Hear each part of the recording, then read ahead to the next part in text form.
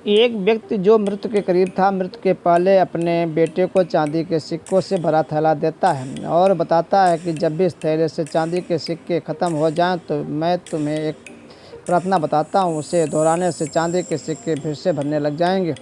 उसने बेटे के कान में 4 शब्दों की प्रार्थना कही और वह मर गया। अब बेटा चांदी के सिक्कों से भरा थैला पाकर आनंदित हो उठा और उसे खर्च करने में लग गया। वह थैला इतना बड़ा था कि उसे खर्च करने में कई साल बीत गए। इस बीच वह प्रार्थना भूल गया। जब थैला ख़त्म होने को आया तब उसे याद आया कि अरे, वह 4 शब्दों की प्रार्थना क्या थी। उसने बहुत याद किया, उसे याद नहीं आया। अब वह लोगों से पूछने लगा। पहले पड़ोसी से पूछता है कि ऐसी कोई प्रार्थना है तुम जानते हो जिसमें 4 शब्द हैं। पड़ोसी ने कहा, हाँ, एक 4 शब्दों की मुझे प्रार्थना मालूम है, ईश्वर मेरी मदद करो। उसने सुना और उसे लगा कि ये शब्द नहीं थे, कुछ अलग थे। कुछ सुना होता तो हमें जान पहचाना सा लगता है। फिर भी उसने वह शब्द बहुत बार दोहराए, लेकिन चांदी के सिक्के की नहीं बढ़े तो वह बहुत दुखी हुआ। फिर एक वह फादर से मिला। उसने बताया कि ईश्वर तुम महान हो, ये 4 शब्दों की प्रार्थना हो सकती है, मगर इसके दोहराने से भी थैला नहीं भरा। वह बहुत उदास हुआ। उसने सभी से मिलकर देखा, मगर उससे वह प्रार्थना नहीं मिली जो पिताजी ने बताई थी।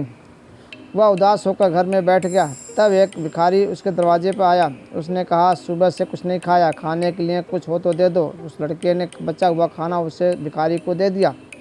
उस भिखारी ने खाना खाकर बर्तन वापस लौटाया और ईश्वर से प्रार्थना की, हे ईश्वर तुम्हारा धन्यवाद। अचानक वह चौंक पड़ा और चिल्लाया कि अरे, ये वही वो 4 शब्द थे।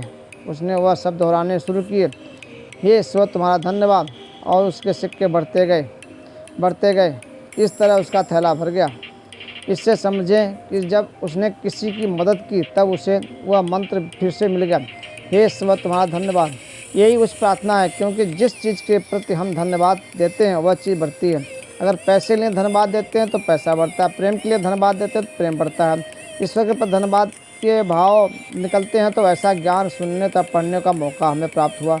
बिना किसी प्रयास से यह ज्ञान हमारे जीवन में उतर रहा है, वरना ऐसे अनेकों लोग हैं जो झूठी मान्यताओं से जीते हैं और उन्हीं मान्यताओं से मरते हैं। मरते वक्त भी उन्हें सत्य का पता नहीं चलता, उसी अंधेरे में जीते मरते हैं। ऊपर दी गई कहानी से समझें कि ये ईश्वर तुम्हारा धन्यवाद। ये 4 शब्द नहीं, प्रार्थना की शक्ति है। अगर यह 4 शब्द दोहराना किसी के लिए कठिन है तो इसे 3 शब्दों में कह सकते हैं, तुम ईश्वर तुम्हारा धन्यवाद। ये 3 शब्द भी ज़्यादा लग रहे हो तो सिर्फ एक से शब्द कह सकते हैं, धन्यवाद। आइए हम सब मिलकर एक साथ धन्यवाद दें ईश्वर को, उसने जिसने हमें मनुष्य जन्म दिया और उसमें दी 2 बातें, पहली साहस का चलना, दूसरी सत्य के प्यास। यही प्यास हमें खोजी भक्त बनाएगी। भक्ति और प्रार्थना से होगा आनंद। वह भक्ति शास्त्रों के अनुसार जो आज के समय संत रामपाल जी महाराज जी दे रहे हैं। दोस्तों, ये कहानी कैसी लगी कमेंट में ज़रूर लिखें। दोस्तों, हाँ, अगर यूट्यूब पर देख रहे हैं सब्सक्राइब करें, फेसबुक पर देख रहे हैं तो फॉलो